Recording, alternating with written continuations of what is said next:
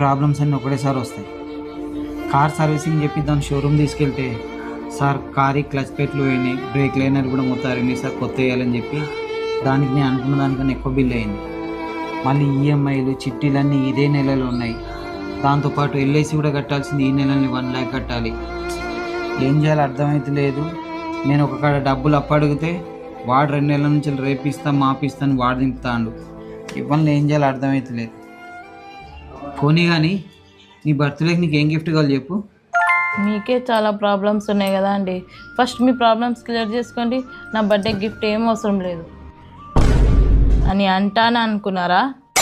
4-5 సంవత్సరాల నుంచి చూస్తానా నా బర్త్డే వచ్చుతోనే ఏదో ఒక కానీ చెప్తాను. ఆ అప్పున్నదాన్ని ఈ అప్పున్నదాన్ని కథలు పడతానావా? నువ్వేమన్నా చేసుకో, అనుకుంటావో అప్పు తెచ్చుకుంటావో. iPhone 17 నా బర్త్డేకి గిఫ్ట్ కావాలి.